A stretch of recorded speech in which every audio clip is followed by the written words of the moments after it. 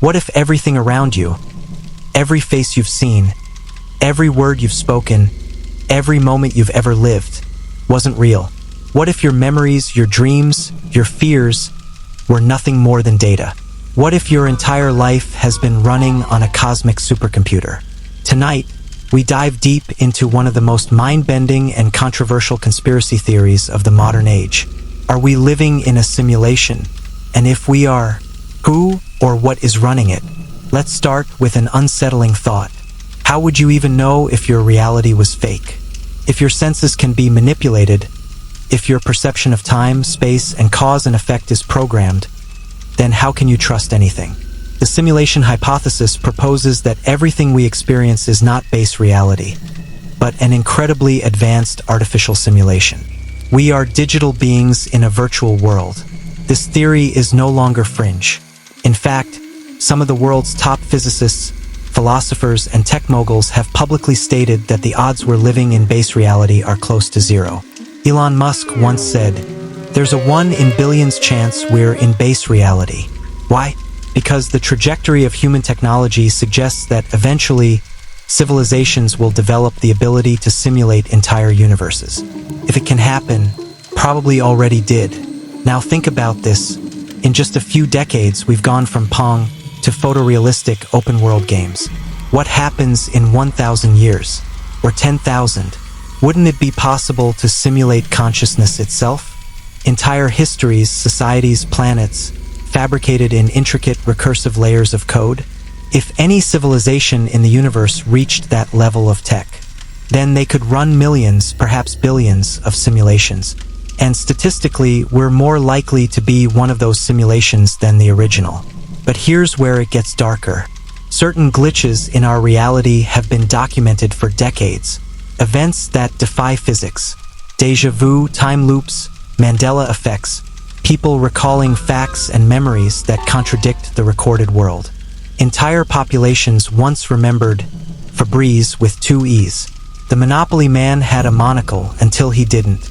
And Nelson Mandela, many swear they remember him dying in prison in the 1980s, years before he actually did. Are these just mass false memories? Or signs that the simulation is being rewritten? Let's go deeper. Quantum mechanics, the very foundation of physical reality, doesn't behave like anything natural. Particles don't exist in a definite state until they're observed.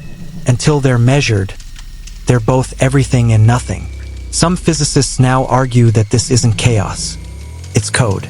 The universe renders itself when we look at it, like a video game engine generating environments only when the player arrives. If true, that means the universe is conserving resources, like a simulation would. There's also the matter of mathematics. Every fundamental law of nature is describable through math. Not just patterns, but equations, almost as if the universe is running on source code. Why does reality behave like a mathematical program? Some researchers have even found digital-like error correction codes embedded in the equations that describe the fabric of our universe, the same codes used in computer data transmission. That's not science fiction. That's peer-reviewed physics. And then, there's the philosophical side. The ancient Greeks, Plato specifically, spoke of the allegory of the cave, that what we see is only a shadow of the true world beyond our perception. In Hinduism, reality is described as Maya, an illusion.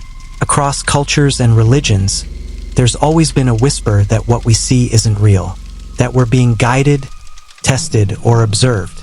Was it intuition, or were they closer to the truth than we think? If we are in a simulation, it begs the ultimate question. Who's running it? Are we an experiment, a form of entertainment? Or are we simulations created by our own descendants, curious about their ancestral past? And if someone somewhere controls the code, what else can they control? Your fate?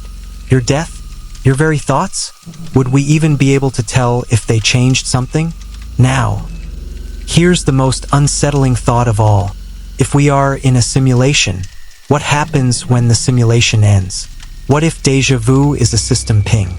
What if dreams are bleed-throughs from another layer of code? What if your deepest fears aren't yours at all?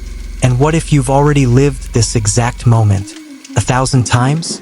So now I ask you, is the world you know truly real? Or are you living in a highly advanced illusion, built so perfectly you've never questioned it? Would you even want to know the truth? Or is ignorance the final line of protection?